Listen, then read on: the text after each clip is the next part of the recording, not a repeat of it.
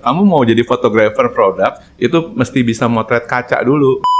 Tapi by the way katanya mulai masuk ke industri fotografi itu bukan karena hobi kan? Meskipun orang-orang menyebutkan, nih pasti karena hobi, enak banget nih hobi jadi kerjaan. Nah itu ceritanya gimana tuh? Iya. Jadi gini.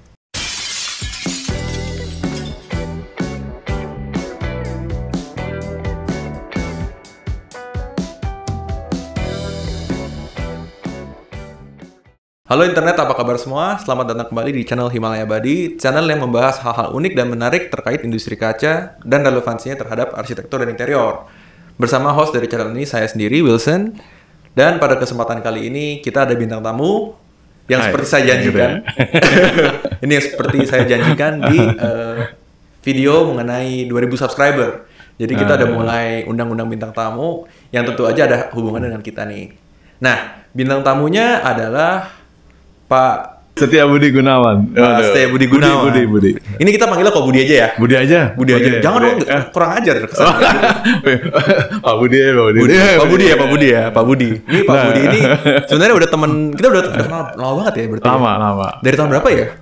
Kalau saya dengan tim dari ini 2004. Dari 2004? berdirinya, dari mulainya brandingnya Himalaya. Oh iya, kita mulai branding 2004 ya? 2004 kalau nggak salah ya. Saya yang tahu Vian jadi. Oh gitu ya. Jadi istri yang lebih tahu ya. Iya. Gitu. Tapi mulai dari nol, benar-benar dari Himalaya itu dari maksudnya secara branding ya, itu dari nggak ada brand, jadi brand dan bertumbuh sampai sekarang.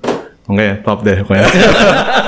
By the way, ini Pak Budi ini adalah seorang fotografer. Iya. Fotografer kayaknya alirannya banyak ya, fotografer fotografer produk, arsitektur, jewelry,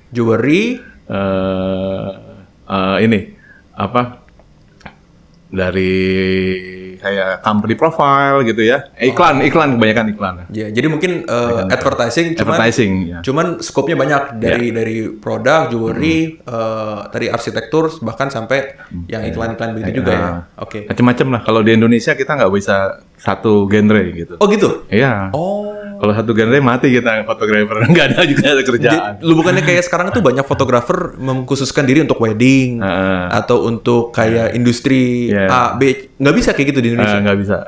Kalau misalnya kayak gitu ya cuma segitu aja. Karena waktu itu kita dituntut bisa macam-macam gitu. Makanya kalau di luar negeri memang seperti itu. Misalnya sudah wedding. Potret, kadang-kadang ada arsitektur sendiri gitu. Kalau kita di sini kayaknya harus bisa macam-macam, mau food, mau apa aja, bisa kita belajar dulu. Tapi kerjaan tuh banyaknya luar biasa. Itu dulu ya. Kalau sekarang kayaknya memang ini berubah. Oke. Sebentar, mau kasih tahu juga nih bahwa Pak Budi ini juga fotografer dan dosen di UPH ya? Ya, dosen musik. Dan dosen di UPH juga udah lama banget kan, dari tahun berapa tuh? Tahun 95 dari berdiri, 94 udah berdiri, 95 mulai ada kelas, kemudian sampai sekarang. Oh, oke. Tapi saya pernah sebelumnya di Trisakti juga. Dosen atau jadi? Dosen juga. Dosen fotografi di Trisakti. Terus ke UPH sejak UPH berdiri. Sejak UPH berdiri sampai sekarang. Oke. Jadi tidak pernah lepas sih dari ngajar. Tidak pernah lepas dari ngajar. Jadi praktisi sekaligus akademisi. Iya, betul. Gitu. Soalnya kalau ngajar itu juga sebetulnya belajar. Asik, keren banget. Justru nanti mau ceritain ya. Apa nih? Oke, ceritain dikit ya. Tapi sebelum kita cerita, mungkin gini dulu nih. Kita barusan menyelesaikan project foto bareng ya. Jadi kita baru launching jenis-jenis cermin baru sama jenis-jenis bukan cermin, jenis kaca baru. Partisi ya. Sama cermin. Cermin juga berarti ya. Cermin, partisi sama glass tone matte ya. Iya. Jadi kita udah cukup nyaman dengan Setia Budi Fotografi kan nama studionya kan. Jadi beliau ini yang memfoto-foto banyak banget katalog kita gitu. Nah mungkin boleh di-share sedikit gak nih apa tantangan-tantangan yang dihadapi ketika memfoto produk kaca. Karena kan gue sering dengar dari Pak Budi nih katanya, aduh kaca tuh susah, ngambil lightingnya tuh gini. Mungkin bisa di-share dulu atau gimana gitu. Iya. Motor kaca itu ya memang pasti susah. Cuma dulu saya ingat dari satu guru yang ngajarin saya juga ya sebelumnya. Saya pernah ikut workshop macam-macam ya. Dulu ada satu fotografer, boleh sebutkan? Silakan. Kayus Mulia itu Pak Kayus. Nah, udah mungkin udah sepuh kali ya. Itu saya dulu belajar. Kamu mau jadi fotografer produk, itu mesti bisa motret kaca dulu. Nah, Oh gitu? iya. Jadi saya pikir kaca. Nah, jadi akhirnya dulu diajarkan satu box itu kotak gitu ya. Kaca, semua kaca. Nah, kemudian kita harus kontrol. Kalau mau nampilkan warna sisi sini biru, kuning, merah, itu gimana caranya? Nah, di situ saya belajar gitu. Terus dari situ saya fotonya baru ke diamond jewelry gitu-gitu. Jadi ada tantangannya. Nah, tapi di kaca dulu ya. Saya dulu nggak ada kepikiran. Gue pikir, wah kalau misalnya kaca itu apa mesti ada klien yang kaca gitu, nggak kepikiran. Cuman nggak tahu kenapa di tahun 2004 tiba-tiba ada Himalaya nawarin modul kaca. Wah, ini kayaknya tantangannya di sini gitu. Iya. Dan udah ada basicnya. Ada basicnya. Jadi kemudian waktu itu ya moto-moto lah kaca belajar. Makanya itu kaca semua banyak ditinggal itu kan habis difoto. Karena saya belajarin juga. Nggak, itu sebenarnya sebagai kenang-kenangan juga ya. Betul. Tapi emang belajar juga. Kadang-kadang di situ coba penasaran. Coba kaca ini nih kayak gini gimana? Angle-nya, lighting-nya gitu. Kita jadi makanya tahu, oh kalau kayak tadi gini nih pas moto tadi di bawah, ini harus bawa kertas putih, bawa ini banyak, bawa reflektor gitu ya. Nah, ilmu-ilmu seperti kayak sebelum Pak siapa namanya? Budi. Pak bukan. Oh, Pak Ayus. Pak Ayus kan. Pak Ayus. Gimana masa lupa nama yang di interview? Si sang master itu kan mengajarkan bahwa sebelum moto produk mesti moto kaca dulu. Apakah dasar-dasar seperti ini masih Pak Budi ajarkan di UPH atau di Trisakti atau memang sudah berubah nih industrinya? Jadi industrinya memang sudah agak berubah, tapi beberapa yang berminat masih saya ajarkan. Saya singgung soal itu. Kalian harus bisa foto kaca. Cuman kadang-kadang orang nggak berminat karena nggak nangkep apa yang dimaksud gitu ya. Maksudnya apa sih gini-gini. Padahal kalau dulu saya waktu moto itu saya langsung, pantesan dia bisa motret tuh begitu cara berpikirnya gitu. Ini jadi proses berpikirnya itu kalau moto kaca itu kan sulit karena kita ada di situ. Semua terserap di situ. Sama waktu moto perhiasan sama. Kita moto diamond, kita tangan begini aja masuk tuh. Nah, gimana supaya nggak ada? Nah, itu kan kita mesti mikir. Jadi gitu kalau dibilang susah ya nggak susah juga, tapi karena kita harus pokoknya yang berlebih kelihatan nggak ganggu, dikurangi. Tapi kalau yang kurang terang, kurang apa, tambahin gitu. Nah, pertanyaannya, apakah anak-anak zaman sekarang nih kan teknologi berubah nih, kan dulu kan equipmentnya tuh ribet banget kan nih, kayak mesti pakai tangkai ini, gua kurang paham tuh. Ada tangkai lighting ini segala macam. Nah, sekarang kan ada teknologi kayak smartphone. Wah, itu dia. Nah, itu apakah anak-anak yang belajar fotografi sekarang tuh berubah nggak pola pikirnya dan secara teori apakah ada perubahan? Nah, waktu Pak Budi ngajar di UPH? Kalau secara teori tetap nggak berubah, tapi pola pikirnya berubah. Sekarang ada smartphone itu luar biasa. Itu kalau bilangnya apa, dynamic range tuh ya. Jadi dia bisa merekam tingkatan warna atau tingkatan terang gelapnya itu bisa jauh sampai 12 apa terakhir nggak tahu berapa. Tapi kalau dulu cuma 4 tingkatan. Sekarang slide 6. Sekarang bisa. Jadi makanya kalau moto kayak minim cahaya itu bisa bagus-bagus. Cuma pakai HP, tek gitu doang. Dulu nggak bisa. Zaman film itu harus benar-benar, hitung benar itu pakai apa?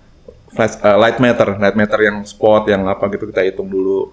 Oh gitu ya? Seribet itu dulu? Susah banget. Jadi kalau sekarang tuh handphone ini musuh terbesarnya. Tapi nggak bisa loh. Maksudnya meskipun ini musuh terbesar, tapi kan kita pernah iseng-iseng juga dong kayak foto-foto produk, tapi tetap jelek hasilnya. Maksudnya tetap tidak sebagus kalau masuk ke studio Pak Budi. Iya, tapi gini ya, kadang-kadang ada kebutuhan tertentu memang. Ya itu yang memang harus ambil cepat ya. Handphone itu solusinya. Gitu kadang kita nggak bisa ini. Tapi udah lumayan asal bisa ngejasnya. Kamera smart yang mirrorless itu kan sekarang juga canggih-canggih itu. Itu merupakan saingan terberat ya kalau untuk di fotografer yang profesional karena bisa merekam hal-hal yang tidak kerekam nih, kayak misalnya gini nih. Ini ada shadow-nya, ada highlight-nya. Itu kan dulu 3 highlight, shadow, middle light. 3 ini harus ada gitu di mic ini nih. Nah, kalau sekarang itu tingkatannya bisa ada yang shadow-nya, ada yang tingkatannya sampai tergelapnya, sampai terangnya masih tetap detailnya nangkep. Segitunya? Segitunya HP dapat. Gila ya? Jadi kalau dulu nggak dapet. Kayak gini bintik-bintik. Ya cuma blok aja hitam. Oh. Kalau sekarang nangkep. Berarti keunggulan menggunakan studio itu kapan?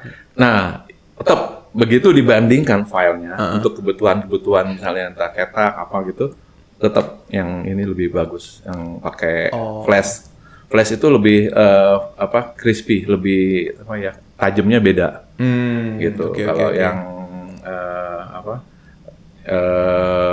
misalnya continuous light gini kayak ini kan continuous light, jadi lightingnya teranginnya ke konstan kan gitu ya. Itu beda banget gitu. Mungkin begitu terbandingin. Bisa disimpulkan kalau misalnya buat kebutuhan sosial media yang cepet itu pakai handphone aja cukup. Handphone cukup. Oh, giliran butuh produk ini, katalog, website itu mesti yang profesional gitu kali ya. Ya. Iya. Itu. Kayak gini-gini juga kan gitu. Penanganannya nggak bisa ini. Kadang harus ada backlight, ada dari samping, ada dari macam-macam lah ininya. Soalnya tantangannya emang beratnya ya itu sama seperti motret diamond, berlian itu kan nggak gampang itu. Kalau misalnya lihat diamondnya atau batu gitu warnanya mau keluar itu precious stone ya kalau di precious stone ya, precious ruby gitu. Ya itu mau keluar warnanya nggak gampang. Oh. Jadi itu mau nggak mau dia tuh mesti pakai jasa Setiabudi fotografi. Itu klien saya yang ini balik lagi gitu. Benar balik lagi. Percuma kan karena coba mereka juga coba sendiri ada karena punya mau jadi budget mungkin ya macam-macam. Tapi tetap balik lagi. Udah sekian tahun balik lagi. Ntar digabrukin lagi barang ke tempat saya gitu. Itu kemarin ada ceritanya gimana barangnya berapa banyak? Itu MM-an itu. Tinggal kita ngeri-ngeri juga. Tempat waktu itu. Ya, jadi ceritanya tuh gini. Kemarin kita kan main ke studionya Pak Budi. Nah, Pak Budi cerita bahwa studio itu pernah dipakai buat foto yang macam-macam. Jadi kayak kemarin motor Suzuki apa tuh? Oh ya, itu ada motor Suzuki. Terus yang paling ekstrim ada satu, kita nggak usah sebut ya nama perusahaannya. Dia kan perusahaan diamond. Jadi dia ambrukin perhiasan senilai berapa M? 3 M. Lebih itu kayaknya. 3 M di rumahnya Pak Budi. Nah, itu kan sering, dan kita memang kadang-kadang karena udah dipercaya, jadi itu klien juga percaya banget. Kita nggak pernah ada masalah bertahun-tahun. Udah puluhan tahun klien itu. Gila ya. Puluhan tahun nggak ada pernah ada masalah barang hilang atau apa. Berlian jatuh aja pernah satu saat jatuh. Berliannya copot. Oh, kecungkil gitu. Mungkin masangnya nggak bener ya. Oh. Itu cari ya, Ming ya dulu ya. Ketemu nggak? Ketemu. Seneng banget ya. Wah, kayak perumpamaan uangnya hilang ya jadi. Ya, jadi kita nyari itu kayak center. Nah, ini dia kedapat. Akhirnya balikin di pabrik dikasih berita acara aja gitu. Bukan, tapi itu nggak saya doang ya, apa namanya? Ada kliennya nungguin. Oh, jadi dia juga tahu kita tuh nggak macam-macam. Ya, betul. Jadi kliennya nunggu waktu itu. Karena biasanya juga dikawal gitu, ada polisi, ada ini. Oh, serius? Serius. Jadi ada polisi Ada polisi. Ngetem di depan rumah. Ngetem gitu? Duduk lah gitu di tempat ruang tamu, kan. Serius? Iya. Wih, serem banget ya. Saksi. Nggak, di situ ada krunya Pak Budi. Namanya Charmin. Tapi kita panggilnya Ming ya biasanya. Nah, tapi by the way katanya mulai masuk ke industri fotografi itu bukan karena hobi kan? Meskipun orang-orang menyebutkan nih pasti karena hobi, enak banget nih hobi jadi kerjaan. Nah, itu ceritanya gimana tuh? Iya. Jadi gini, dulu waktu saya mesti cerita nih kalau yang hobi nih. Saya nggak hobi foto sebenarnya, nggak hobi motret. Nggak hobi motret? Sama sekali nggak. Jadi dari kuliah itu kuliahnya di desain grafis dulu. Sekarang namanya DKV. Iya, serius. Saya ketemu istri juga di situ? Iya, di situ. Jadi satu angkatan, satu kelas. Okay. Tapi saya sudah mulai mikir, waduh, ini saingannya hebat-hebat nih. Karena waktu itu di Trisakti jago-jago itu yang gambarnya ya. Terus saya pikir apa sih enaknya yang profesi ntar ke depannya kalau bisa saingan tapi tanpa saling sikut-sikutan, tapi bisa kerja sama gitu. Waktu itu fotografi itu tahun berapa nih? Tahun 86 lah. Serius, 86 masih luar biasa. Jadi waktu itu ini yang paling top, saya masih bisa ingat tuh Darwis. Darwis itu pameran lukisan, pameran foto, di sebelahnya ada pameran lukisan. Lukisannya Basuki Abdullah. Itu di Taman Ismail Marzuki. Jadi itu ingat banget gue, San. Itu kayaknya wah fotografi itu ini banget ya, gengsinya naik. Karena disandingkan dengan lukisan. Nanya Pak Darwis dulu dia masih karena pameran barengan itu. Nah, saya jadi terinspirasi, terus saya pengen ke fotografi aja lah. Fotografi dengar-dengar waktu itu ya. Kok bayarannya lumayan, mahal-mahal tuh orang berani bayar gini gitu. Nah, tapi jadi, ini belum zaman milenial nih. Belum zaman orang melakukan ini sebagai hobi berarti. Belum. Masih sebagai karir. Tapi ya banyak emang dari orang hobi ternyata belum tentu bisa masuk ke profesi fotografi. Nah, jadi apa yang membedakan Pak Budi yang fokus dalam karirnya di fotografi dengan orang-orang yang hobi yang mau transfer ke industri ini? Kalau orang hobi itu rata-rata idealis. Oh gitu. Harus karyanya mesti itu karena ya mereka ada uang. Kalau saya nggak punya modal dulu terus terang. Jadi mau nyetak motret ya bisa kita ikutan hunting gitu kan sama yang orang-orang top nih. Udah cuci sama batas cuci aja. Kontak print, istilah kontak print tuh kayak print yang kecil-kecil doang gitu yang buat ngelihat hasilnya bagus nggak, lightingnya udah pas belum. Itu namanya kontak print dulu ada. Nah itu kita ngelihat itu aja udah cukup. Mau nyetak lagi udah nggak sanggup, masih mahasiswa waktu itu.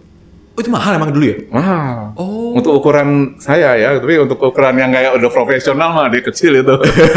Itu dulu ingat, bayaran fotografer itu sekali potret bisa untuk satu kerjaan proyek paling sedikit 15. Zaman dulu tuh juta. Iya. Zaman dulu loh. Iya, itu dulu zaman film itu. Yang top-top itu ya. Jadi kita kayaknya asik ya. Proyek iklan gini gitu. Saya pingin itu. Nah, terus pasti jalanin gimana? Nah, pasti jalan. Jadi waktu itu memang saya nggak masalah, nggak hobi. Oke. Masuk desain pun saya juga masalah sebenarnya. Jangan orang teknik lagi jangan. Bukan. Gimana ceritanya? Agak colorblind dikit. Serius? Itu agak, lu nggak percaya pasti. Serius? Tapi kalau pendengaran UPH bisa dipecat nih. Terus enggak, benar. Nggak apa-apa ditayangin nih? Nggak apa-apa ya. Udah umur segini lah. Udah. Pengalaman yang dilihat. Kalau dulu, jadi tapi nggak colorblind artinya yang parah nggak. Oke. Masih bisa diterima industri. Iya, masih bisa terima industri. Berarti dari tahun 83 nih udah memulai karir mulai fotografi. Berarti setelah itu masih ada waktu 9 tahun 10 tahun dong buat masuk UPH dong. Nah, itu ngapain aja tuh? Ini waktu di karir di fotografi itu emang enak sih. Bener. Mantap ya? Mantap. Jadi waktu mulai aja wedding apa segala, kita bayarannya udah luar biasa gedenya. Maksudnya dari cukup lah, udah lebih dari cukup. Masih mahasiswa loh. Saya udah bisa ngasilin banyak, beli alat sendiri, terus dibantu ada saudara yang ngasih, beli aja yang bagus, yang sekalian. Nah, itu baru deh mulai serius.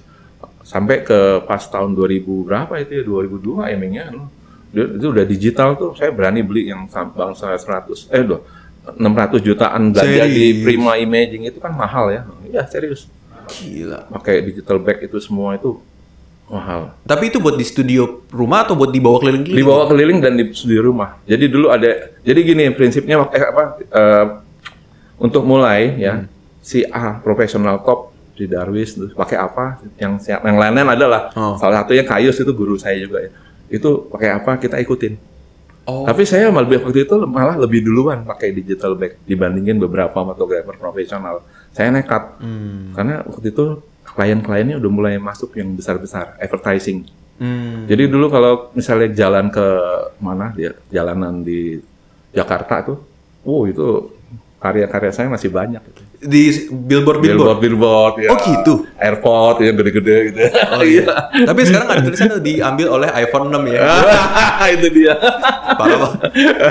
Kacau. Tapi itu kayaknya Photoshop juga deh, nggak mungkin lah. Mungkin nggak sih kayak gitu? Nah, prosesnya nggak tahu. Tapi kalau namanya beriklan mungkin aja bisa dibantu Photoshop tetap. Karena kan biar gimana itu kan harus tampil bagus. Yang penting emang kenyataannya merek itu memang bagus sih. Merek itu bagus ya, bener buat foto. Bener. Ya? Nah, saya pernah kaget itu pertama kali merek itu motret ada barengan, saya pakai pocket, dia pakai iPhone, terus saya juga bingung. Langsung bagus ya, backlight ini. Kok bisa bagus ya? Saya bilang, apaan sih? Pantas. Cuman bisa dikantongin segitu kecil doang. Iya. Jadi di situ woi kacau ini kita. Tapi sekarang sudah begini lagi kayaknya. Mulai lagi. Terus di apa namanya? kalau di ngajar tadi kan saya bilang kita belajar. Terus saya bukan hobi, itu beneran bukan hobi. Jadi buat nyenengin orang aja kalau ditanya, wah bapak enak dari hobi bisa jadi profesi gini-gini. Iya emang ya karena anak-anak mahasiswa ini kan perlu motivasi. Jadi kita dorong. Kamu dari hobi bagus ini. Padahal saya nggak hobi sebenarnya. Cuma nggak lihat karya saya di studio. Ya maksudnya yang mana? Karya foto. Nggak ada. Oh, iya bener loh. Di studio itu nggak ada karya foto sama sekali, cuma banyak tanda tangan. Iya tanda tangan doang itu. Tadi tanda tangannya siapa-siapa aja tuh? Artis-artis ya dari yang legend gitu ya, Tike Puspa, siapa? Lupa. Terakhir apa ya? Morowali ya itu ya, yang punyanya yang tambang itu. Proyek itu yang besar yang buat. Itu yang kejadian hampir jatuh dari helikopter bukan? Ya helinya udah jatuh sekarang. Tapi kita nggak jatuh. Kalau heli itu dulu motret itu paling pertama tuh pakai itu proyeknya Lipo lah. Karena mereka mereka kan banyak gitu ya. Itu yang agak baru pertama kali itu tiup angin baru tahu anginnya segitu kencangnya. Jadi kita gantungan di mana di helikopter di bangkunya nggak ada pakai pengaman macem-macem. Serius? Cuman pakai ini sih tali itu aja udah. Iya serius. Terus baru tahu gitu. Kalau ternyata kita keluar sedikit dari pintu gini itu angin kencang sekali. Kamera hampir kelepas gitu. Serius? Iya itu. Jadi heli itu juga kelihatannya gampang ya, padahal begitu angin di atas itu kencangnya bukan main. Nah, tapi itu apakah bisa digantikan dengan drone? Oh bisa banget. Sekarang udah zamannya drone. Saya juga pakai drone gitu. Oh, jadi udah nggak perlu sewa heli buat. Mahal tuh heli itu 40 sekian juta. Pertama-tama 80 jutaan malah sekali terbang berapa jam. Tapi yang bayar mereka. Kita nggak cuma tinggal ikut aja. Iya. Jadi sekarang digantikan dengan drone seperti itu shotnya. Oh, oke. Drone juga nekat dulu. Kayak orang nekat ini itu. Kalau nggak nekat nggak bisa. Berarti kalau drone itu kan kita orang awam ya. Berarti kan si kamera yang gede-gede gitu di mounting di atas drone-nya atau memang beda? Beda. Itu yang mahal. Bisa itu yang kelas-kelasnya yang pro deh, yang drone-nya bisa 100 jutaan. Kalau saya pakai drone-nya paling yang murah meriah, yang lumayan tapi pakai kameranya lumayan. Jadi kameranya sudah terintegrasi di dalam drone-nya. Iya. Waktu yang zaman saya pakainya yang ini Solo tuh 3DR Solo itu bagus. Tapi sekarang discontinue, nggak tahu kenapa. Kalah sama yang merek DJI. Sama yang baru kali ya? Iya. DJI lebih menguasai. Itu kayaknya emang dimatikan sama itu. Kalau nggak salah deh. Mungkin saingan atau gimana? Saingan. Itu buatan Amerika. Iya. Kalah sama yang China. Kacau. Jadi padahal itu kamera bagus. Pakai kameranya GoPro. Jadi beda. Kalau yang DJI kan dia ngeluarin sendiri sekarang. Pinter, satu paket kamera sama ini. Nah, ya gitu. Ngomong-ngomong soal fotografi arsitektur. Ada beberapa karya ya yang di Jakarta kan gedung-gedung terakhir di mana sih District 8 ya? District 8. District 8 itu sama ada pengalaman lucu join sama Next itu desainnya. Itu menarik ya. Gimana? District 8 itu ya lumayan susah proyeknya ya. Itu udah pakai drone atau belum? Ada pakai drone. Itu waktu mau naikkan drone itu kita harus cari-cari tahu dulu karena sebelahnya sana Polda. Baru naikin di depan, ketangkap itu, ditegur. Pak ini nggak boleh gini-gini. Oh kita ada izin gini-gini. Itu izinnya susahnya bukan main. Oh sebenarnya udah ada izin ya? Ada izin tapi tetap aja patrolinya banyak. Karena kan di situ ada Artagraha, dia tahu sendiri ada grup-grupnya ya. Terus ada Polda, ada sononya lagi, ada apa lagi tuh. Pokoknya itu drone bisa dijatuhin. Dia punya anti drone. Kayak anti drone teknologi kan? Iya, dia punya anti drone. Sering itu drone kita naik udah bilangnya kalau di orang-orang ini pilot drone tuh pass away apa ya? Pokoknya hilang kendali udah. Ya terus jatuh dong? Hampir. Jadi saya nggak berani naikin. Untung kliennya ngeliat, Pak jangan nih Pak, nanti kasihan Bapak. Ya udah gue langsung iya ya tolong Pak ya jangan ya, ini udah anginnya udah nggak bisa dikendali. Angin kan kalau di gedung-gedung ini itu. Nah harus baru naik ke mana itu ke helipad. Di helipad itu baru aman. Wah itu helipadnya luar biasa. Itu di District 8 itu luar biasa. Luar biasa kenapa? Bagus ya. Kalau saya bilang sih bagus. Jadi udah berapa helipad yang ditunggangi sama Udah Pak Budi banyak. Luar biasa. baru paling bagus kayaknya saya itu tuh yang di ini. Distrik 8 ya? Distrik. Di sana juga ada di daerah Morowali helipadnya hotel itu. Tapi waktu itu masih belum gitu sehebat ini. Udah pakai drone ngapain ke helipad lagi? Kalau di helipad lebih aman ternyata. Jadi naik helikopter lagi atau enggak? Nggak usah. Oh, jadi motonya dari situ. Dari situ. Naik, turun lebih bisa. Dari bandingin kalau misalnya di bawah tuh banyak gangguan sinyalnya itu. Oh gitu. Di antara gedung-gedung ini malah bahaya. Hilang, bisa lost. Oh. Banyak makanya sering drone nabrak kacanya gedung drone hilang, jatuh mana itu sering kejadian gitu.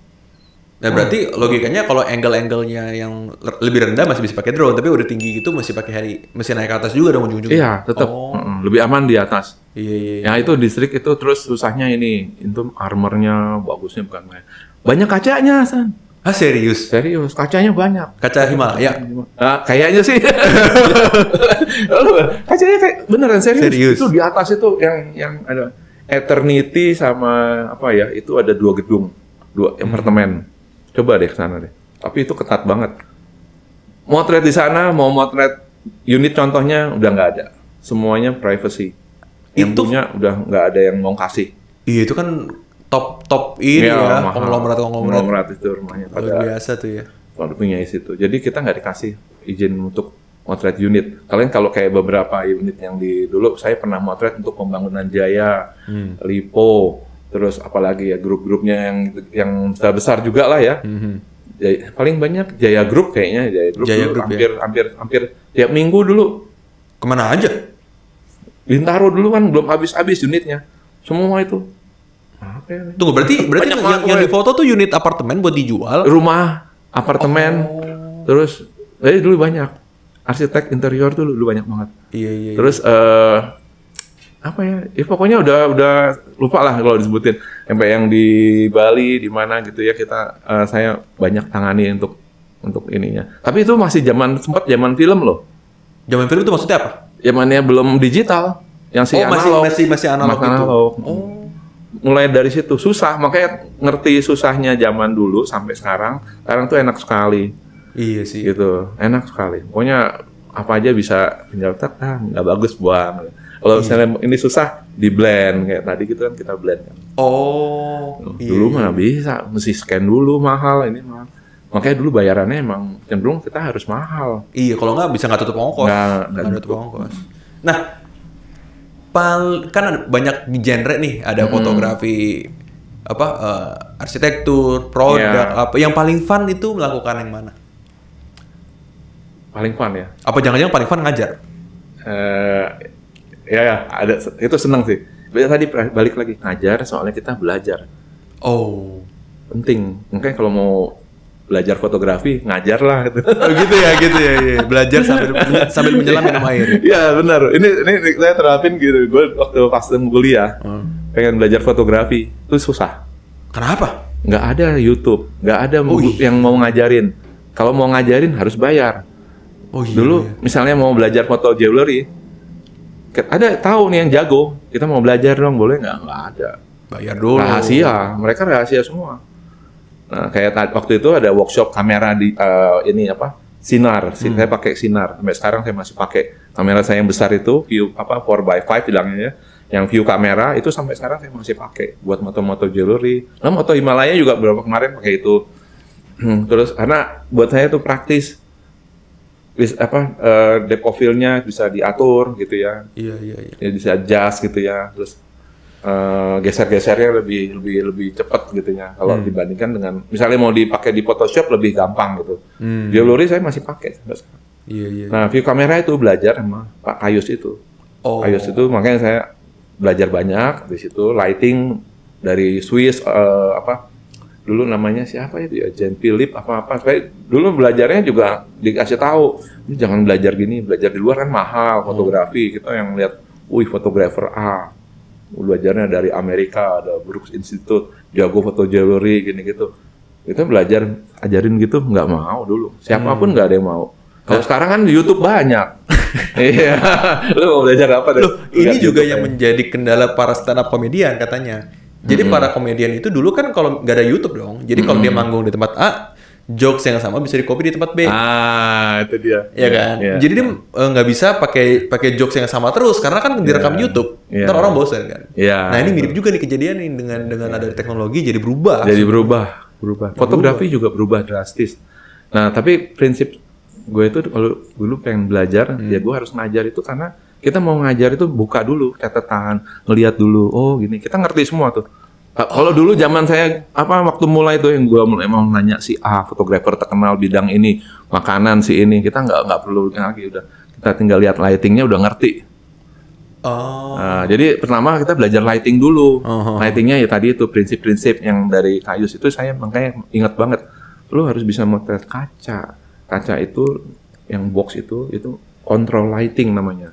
Jadi saya gini, ditutup gini. Prinsip itu sampai sekarang masih dipakai. Berarti yang paling fun dari semua fotografi malah di ngajar. Enggak dong, kalau ngajar ya duitnya dikit lah. Tapi idealis, senang gitu kalau ada murid-muridnya jadi senang banget. Gitu ya. Banyak saingan gue yang jadi orang-orang fotografer top sekarang banyak. Berarti kalau misalnya nggak ngomong soal duit, kalau nggak ngomong soal duit, berarti ngajar yang lu paling suka. Iya. Gitu kenapa? Karena kita berkembang, kita tumbuh. Kita nggak pikun. Kalau menurut gua nggak pikun, jadi kita baca terus cari gitu ya. Lagi stres ketemu mahasiswa juga kan kayaknya mereka energik ya. Maksudnya semangatnya luar biasa. Kita sebenarnya kalau ketemu orang yang kayak gitu, energi kita juga bagus. Iya. Jadi itu gue percaya nggak gampang tua jadi. Nggak gampang tua. Udah berapa? Udah gocap? Belum kan? Udah lebih. Oh serius? 54 ya. Serius? 54? Iya. Bohong ah? Iya. 54 gue. Berarti lebih tua dari bokap gua dong? Iya kali. Bokap gua 553. Nah iya. Berarti 1967. Buset ya. Nggak kelihatan ya? Nggak kelihatan ya? Fotografer. Gue pikir 45. Enggak. Udah 54. 54 ya? Tahun ini. Tanggal berapa? Jangan ntar jangan ini. Ntar ada ini lagi, ada intel lagi.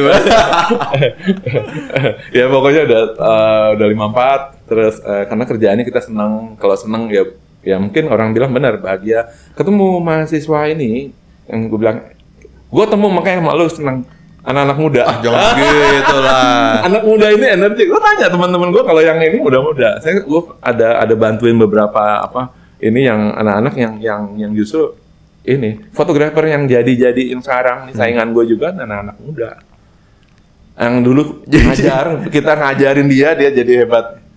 Senang ya, ada kepuasan tersendiri. Ada. Nah itu di situ kepuasannya, bukan dari duitnya kalau ngajar itu. Satu itu, kedua dari kita jadi belajar, kita juga berkembang. Terus sekarang mau nanya apa? Foto makanan, mau foto produk, mau foto model. Gue tau lah semua gitu. Tapi tahu ininya. Nah, anak-anak yang jadi itu lu ajarin dari foto kaca juga nggak kayak zaman dulu? Beberapa yang produk iya, tapi nggak semua angkatan sih. Kadang mereka ada yang kelewat gitu.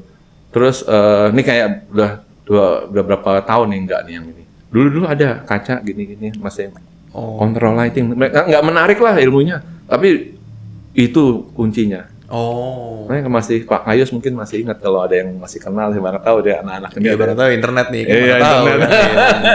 Mungkin udah sepuh nih, saya nggak tahu, udah lama nggak ketemu. Teman kadang mau ketemu, waduh, tapi kayaknya lagi banyak macam-macam ya. Ntar aja lah, tunggu. Kalau saya nggak pernah lupa. Nah kayak Darwis itu ya, gue belajar lightingnya, model, karena nulis bukunya Darwis. Nulis bukunya? Tentang ya ada Darwis punya buku. Namanya Secret Lighting. Tuh kalau lihat editornya, nama Setiabudi Gunawan. Setiabudi, ya. Setiabudi Gunawan. Nah, ada. Itu kenang-kenangan. Seberapa dekat sih sama Pak Darwis? Nggak kenal gue. Lah tapi gimana cara? Nggak kenal dekat, nggak tahu. Gue tahu dia mungkin belum tahu. Tentu tahu gue. Tahu lah, kami tahu. Mungkin dia tahu, cuman karena sering ketemu di satu tempat itu di Prima dulu kita kan pakai alatnya. Yang ya branded lah, yang mahal. Dia mahal, gue juga berani beli mahal. Kalau kelasnya tuh udah yang high deh, karena kayak yang alat-alat yang mahal dia. Jadi ya teman emang harus begitu. Kalau mau profesional jangan tanggung-tanggung. Ini buat yang anak-anak baru mulai nih. Jangan yang pakai yang biasa-biasa gitu, jangan. Beda ya kayak podcast ya. Kalau podcast kita mulai dari yang standar dulu ya. Iya kan lain ya. Lain ya. Kalau lain gini, masalahnya kan dulu kan mau mendapatkan klien advertising. Advertising itu ngelihat si fotografer A pakai lightingnya apa, kameranya apa, itu segitunya. Oh. Gue pernah diaudit. Orang kan dari Surabaya kirim audit kayak semacam konsultan. Dilihat, benar nggak ada studio, benar nggak punya alatnya seperti si Darwis. Karena dia biasanya pakai Darwis. Wah, segitunya ya? Segitunya. Jadi dulu gue punya digital bag, dilihat, bener punya lo. Ini era sekarang atau era zaman dulu nih? Era 2002 itu, mulainya masuk digital di fotografi itu, peralihannya tuh berat sekali waktu itu. Masih bisa dibilang orang nggak percaya digital. Jadi dulu kenapa nggak percaya? Gini, jadi tetap film tuh sebenarnya bagus, ya. Gradasinya, apanya, semua kan dulu filmnya kalau dulu slide, terus teknologi untuk reproduksinya slide-nya jadi ke plat itu dulu udah canggih gitu. Tiba-tiba masuklah kamera digital yang cuma berapa megapiksel gitu, masih kecil, dan ada ininya.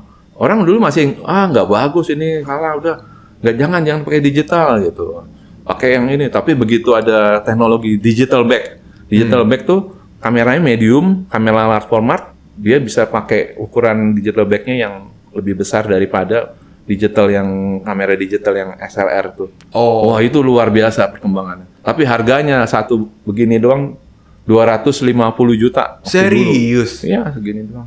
Wah, kacau ya. Gua punya 3 dulu. Mantap. Tapi teknologi itu masih dipakai sekarang atau udah enggak? Masih. Tapi sebetulnya yang mahal beli baru lagi ada, tapi udah nggak worth it. Enggak, karena harganya udah nggak bisa balik kayak dulu. Kita mau ngejar untuk proyek-proyek seperti itu beratnya bukan main. Karena kita ya mau ambil, nggak mau udah. Sekarang kita udahlah jadi berteman aja terus lah sama klien-klien. Kita nggak bisa ikutin harga kan. Kalau mau kita invest kan ikutin harga dong. Kadang mesinnya segini, alatnya sekian, harganya masa kelasnya yang masih ini nggak naik-naik, nggak bisa. Kalau sekarang kan fleksibel aja, klien mau apa kita ikutin deh. Jadi industri sekarang. Fotografi ini mau sebagai karya yang membuat karya seperti dulu gitu, kayak ada ini bisa orang-orang hobi yang nggak nyari duit dari situ. Tapi kalau yang karir tuh udah beda game. Beda lagi. Nah kayak waktu tadi lanjutin belum yang hobi itu ya. Iya. Tadi kan belum nggak ada, emang benar itu. Emang waktu dulu tuh benar-benar sampai sekarang itu gue baru berasa belakangan. Iya ya, gue tuh nggak hobi. Gue nggak ada rasa pengen kayak majang foto apa. Lu tanya yang itu ya, hunting barengan tuh mahasiswa ya. Pak, karya Bapak mana Pak? Masih di kamera. Nggak pernah keluarin sama sekali. Nggak pernah. Berarti kayak silent hero ya? Unsung hero. Kayak gitu mungkin tahu lah. Memang sebenarnya nggak terlalu hobi. Karena memang jalan-jalannya motret, seneng. Tapi ada yang bagus. Nanti keluarnya berapa tahun lagi gitu. Lagi keluar, ini bagus ya, kenapa nggak ini ya gitu. Kadang-kadang cuma gitu doang. Tapi memang seru sih kalau untuk hunting gitu, seneng. Kita ada perasaan tuh ya kayak stress relief juga. Iya, bisa gitu ya. Hunting biasa kemana aja kok gitu? Macam-macam. Kayak kampung-kampung. Serius? Ya, serius. Pasar ikan paling demen tuh. Orang-orang pedagangnya kan galak-galak, tapi tantangannya itu kita bisa jinakan. Asik banget. Yang paling marah justru kalau yang pakai izin. Yang paling izin kenapa maksudnya? Wah, ini ada proyek satu. Enjoy Jakarta. Itu seru. 1 bulan harus selesai sekian tempat. Izinnya buat pariwisata kita ya? bikin sendiri. Pariwisata. Itu izinnya sampai pernah diomelin sama ininya. Pernah kita datang kan, namanya kita kalau hunting kan gue maksudnya harus dapat yang bagus. Bagus. Pokoknya kalau kerjain buat kita orang ya profesional ya, mesti ingat bikin yang terbaik. Saya selalu gitu. Kalau nggak terbaik kita kayaknya itu idealis, tapi memang nggak hobi. Cuman kayaknya pengen kalau orang tuh senang gitu. Tapi begitu izinnya susah, itu harus akalnya banyak. Kucing-kucingan gitu kadang-kadang. Justru tantangannya di situ. Tapi saya selesai. Tantangan itu Mantap, selesai. mantap. Nggak ada itu apa sampai yang gimana. Kejar-kejaran tuh. Tiap hari motret. Masuk kampung, luar kampung, masuk gang, luar gang gitu. Pokoknya cari angle yang bagus. Naik apa? Naik Gojek. Naik Gojek. Naik motor sama dia juga pernah. Naik motor mana-mana. Itu bawa barang-barang segitu banyak. Enggak. Kalau yang gitu enggak. Kamera itu aja, SLR. Ya, itu senangnya lain lagi. Itu senangnya kita bisa ke tempat-tempat yang orang lain belum tentu ini. Seneng sih sebenarnya hunting gitu. Iya. Seneng. Tapi paling enak tuh sebenarnya proyek ini, paling yang kayak ya itu company profile, tambang, nikel itu waktu itu hasil karya gue itu ditunggu sama RI1. Serius. Jadi harus Pak Jokowi. Iya, masih zaman Pak Jokowi. Karena kalau nggak diresmikan. Jadi gue naikin drone pertama kali punya drone. Ya pertama kali naikin, pertama kali motret, ya itu. Foto malam-malam, hasilnya tapi bagus. Waduh. Gue bilang lah, ini drone nggak bakal gue lupain. Drone-nya berjasa. Jadi itu harus naik, harus ini. Besoknya ini perusahaan nikel. Yang jadi baterai, nanti proyek baterai dunia ini ya di situ. Itu ya buat Tesla ya? Tesla mungkin lah ya gitu-gitu deh. Karena kan Indonesia kan nikelnya paling top. Kalau dengar-dengar dari mereka yang di sana ya. Tapi ya saya begitu, areanya harus jadi bikin satu foto dari nol itu proyeknya memang ajaib sih proyeknya itu. Cuman berapa tahun udah jadi itu. Ih kacau ya. Cuma jadi satu industri yang besar. Itu proyek-proyek kayak gitu saya seneng, bahagia gitu. Bisa karyanya bisa dijadiin satu cerita sama ya itu buat ada nilai strategis juga ya. Iya. Ditunggu kalau nggak ini presiden ini emang luar biasa. Kalau nggak sesuai dengan misalnya yang saya tahu waktu itu proper biru atau proper yang hijau apa gitu ya. Jadi kalau perusahaannya jelek, aspek lingkungannya buruk, dia nggak bakal mau resmikan. Tapi ini dia harus kejar. Memang bagus sih. Iya. Itu proyek bagus, proyek strategis dan bagus. Saya sih ngelihat sendiri itu. Nah, kalau begitu hobi kan tadi fotografi bukan hobi. Jadi hobinya ngapain sekarang? Nah ini gue juga nggak tahu mas sekarang. Apa ya hobinya ya? Hobinya memang banyak ya. Tapi mungkin ya ngajar itu sebenarnya salah satu ya. Salah satu. Ini kayak kita ngoceh gini, gue seneng nih. Asik ngoceh-ngoceh aja gitu. Ntar jangan-jangan jadi host juga nih abis ini. Enggak lah, lu lebih jago. Tapi gini, ngajar. Yang penting ini buat pesenin buat anak-anak yang mahasiswa gue juga mungkin yang dengerin sama siapa lah. Kalau kita ngajar, kita tuh belajar. Itu aja prinsip. Iya. Saya tuh belajar ya, belajar apa aja dari yang justru dari siapapun kita belajar. Nggak mau terbatas sama yang lebih tua atau yang lebih muda. Sama yang paling rendah pun kita harus belajar. Betul, setuju. Itu. Lu tahu lah, gue tahu lu lah. Hebat. Jangan begitu dong, jangan. Karena mau belajar dari mana aja, itu justru kuncinya. Iya, kalau kita stop belajar, kayak stop berkembang berarti. Berkembang. Betul. Nah dengan lu berkembang gini ya, nanti lu ngajar ya. Iya. Karena ngajar itu pasti kita akan terdorong buat cari lagi. Tapi memang bener sih ya, kayak kita kan mulai konten YouTube juga dengan itikat yang baik ya, pengen sharing ilmu soal industri kaca gitu. Akhirnya kita juga belajar juga kan dari internet, dari teman-teman, nanya-nanya gitu. Akhirnya bisa buat satu formulasi sendiri. Itu menyenangkan banget sih. Gue juga merasakan hal itu. Iya kan, nanti emang akhirnya ketemu loh. Oh, jadi jangan diisi. Ya mungkin kita jadi hobi. Tapi kalau dibilang foto udah hobi belum? Mungkin nanti kalau udah lebih sepuh lagi gue lebih bawa kamera udah gemeter gitu. Ini masih kuat sih gitu. Asik. Kalau udah gemeter tuh baru deh. Tapi by the way dulu sempet ada penyakit itu ya, jantung ya? Oh iya, pernah. Sekarang udah nggak apa-apa? Nggak apa-apa. Udah bener-bener normal? Bener-bener normal banget. Wih. Itu dokter kita hebat. Dokter di Indonesia jantung hebat-hebat. Oh, kebetulan ada satu dokter yang ini teman sih, dokter di mitra lah ya. Itu teman-teman SMA. Nah itu juga ngasih tahu lu mesti operasi, bocor jantung gue. Trapnya bocor itu. Itu terus katanya operasinya jantungnya mesti dikeluarin dulu kan dari badannya kan? Iya, dikeluarin, reparasi klepnya. Itu sampai segitunya. Jadi bukan pasang ring. Kalau pasang ring itu mah kecil kalau menurut dokter. Ini operasi besar. operasinya prosedurnya mirip bypass tapi yang dibenerin klepnya. Itu kalau nggak keluar nggak masuk lagi gimana? Oh itu ya banyak kejadian. Serius? Serius, makanya waktu itu kan udah siap-siap kita berangkat ya. Iya. Itu kayak aduh, kita bisa nggak ketemu. Udah siap-siap apa? Bisa tanya udah mau diwarisin kamera dulu. Serius? Wah kacau. Pokoknya udah. Wah, karena pernah dengar kan, ada orang balikin lagi kan dipancing lagi supaya berdetak gitu kan. Nggak hidup. Ada itu. Jadi riwayat jantung bocor itu sebenarnya ya ini buat gue sharing lah. Kita tuh kadang-kadang kan kerjaan banyak ini itu banyak pikiran. Mungkin saat lemah itu itu kan kuman kan biasanya. Kuman materi masuk ke darah apa itu gitu antibodinya nggak kerja. Mungkin dia kerja tapi yang nggak serang di klepnya gitu. Itu bakteri atau kenapa? Kayaknya sih? dari gigi katanya ya. Hah, dari gigi? Iya, gigi. Makanya dokter bilang dari Gimana sih dari gigi? Iya. Bisa tuh, makanya dari gigi kan ada bolong-bolong kita terus biarin gitu ya lama-lama. Kan di jantung emang ada ininya juga, apa sih namanya kalau yang buat nyerang ini ya, yang kuman atau apa. Nah itu kan dia kerja sendiri, tapi waktu nyerang ini kenanya ke klepnya ke ini, jadi apa ya kayak kaku gitu. Nah klep itu tadinya harusnya bisa ngebuka lentur, dia langsung karena ada bekas lukanya yang ini, jadi cuma gini-gini doang tuh darah. Misalnya jadi darahnya nyampur lagi. Aduh. Itu sampai pucat banget ya waktu itu. Iya, lu lihat ada. Iya. Order pertamanya ke sini.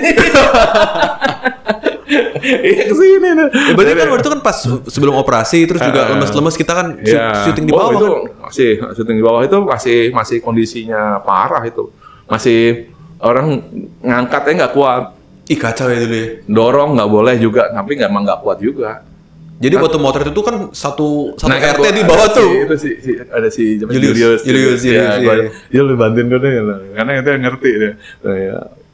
Ya Pak gitu. Di sini kan? Sini. Iya di sini, iya. Ada dua kita kliennya waktu itu yang itu sama apa PSN itu satelit yang nama-nama juga itu yang nekat. Nah, ambil aja habis kita gimana? Berapa bulan? Hampir setahun nganggur. Nggak ada kerjaan, berantakan semua dah pokoknya dah. Kerjaan nggak ada, penghasilan ini anak buah kita mesti. Ya anaknya masih kuliah lagi waktu itu kan? Masih lah. Masih kuliah. Tapi sekarang udah nggak, udah lega. Ya, tapi satu masih. Masih ya? Kuliah. Di mana UPH? Di ITB. Oh, yang cewek dong. Yang cewek. Kalau yang di satu lagi di Bino sudah lulus. Sudah lulus. Sudah Astra. Nah itulah bantu untung anak-anaknya bisa itu. Iya. Dulu gue mau masuk ITB nggak keterima. Serius? Ya itu butawan. Jadi Trisakti kan? Trisakti kan? Trisakti. Iya. Jadi anak gue untuk dapat jadi mimpi ayah gitu. Dia masuk ITB susah banget. Susah karena negeri itu dulu kan bisa dibilang kan ya apa ya kayak semua orang maunya ke sana. Iya. Pertama, kedua murah. Gila. Terus emang pilihan. Jadi emang sih pernah kan ini kan online nih lagi zaman online. Gue ikut kuliahnya dia pengen bulatin. Gila emang ilmu ininya bagus-bagus. Yang S2 terutama. Itu ambil apaan? Dia product design. Oh, product design. Mirip-mirip dong. Jadi ada ya, korelasi. Cuma emang dia orangnya anak gue yang idealis lah. Ceweknya. Kalau si Adi berapa dulu? Adi dia ini SAP. Oh, itu ya, ERP. Iya, kayak gitu. Iya. Apa katanya singkatannya SAP? Setan aja pusing katanya. SAP itu cowok banget sih biasanya kayaknya. Iya gitu ya. Tahu dia demen gitu. Wah, itu sih pusing. Iya, mungkin gitu. Nah, tapi itu backgroundnya pasti dari IT dong. Iya, bener kan? Sistem informatika. SI. Iya. Dia itu. Untung otaknya nyampe lah. Iya. Nah, nggak yang kalau di foto nggak ada yang nerusin sih kelihatannya nggak ada. Iya. Mungkin ya karena emang guanya nggak terlalu hobi. Di rumah nggak pernah, misalnya megang kamera nih kan.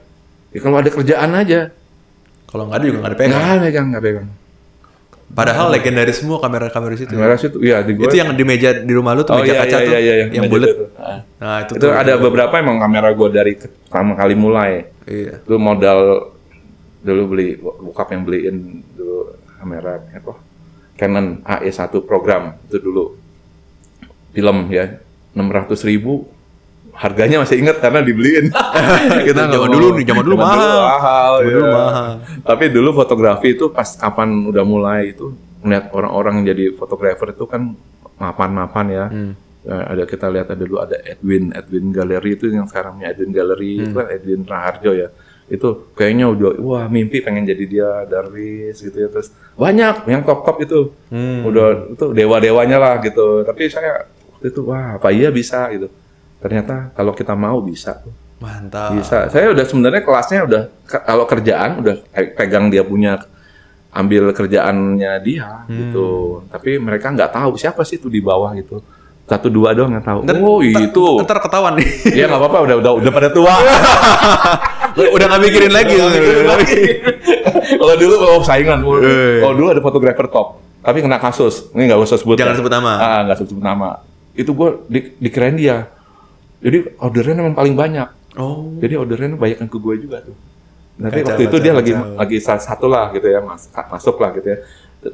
Itu banyak orderan ke gue. Nah itu yang tumbuh tuh, berani beli digital bag waktu itu pertama kali ya itu, karena apa banyak banget itu dulu tiap minggu mau motret itu, kacau ya, nggak pernah enggak ya dulu ya, tiap hari keluar mana, tiap hari ini ada, jadi jadwalnya ngaturnya susah, justru ngumpul di situ dulu, sekarang udah berat, tapi ya emang udah nikmati aja emang karena udah umur juga ya, terus yang anak-anak baru pada jadi-jadi, ya itu saya gue senang lah kalau yang mahasiswa gue. Dulu terus terang Himalaya, gue juga bingung. Apa bingungnya? Ini kaca di branding gini, kok bisa ya? Poinnya di mana ya gitu? Ternyata bisa ya. Nah itu gue bilang jenius tuh. Himalaya top dah, beneran, serius.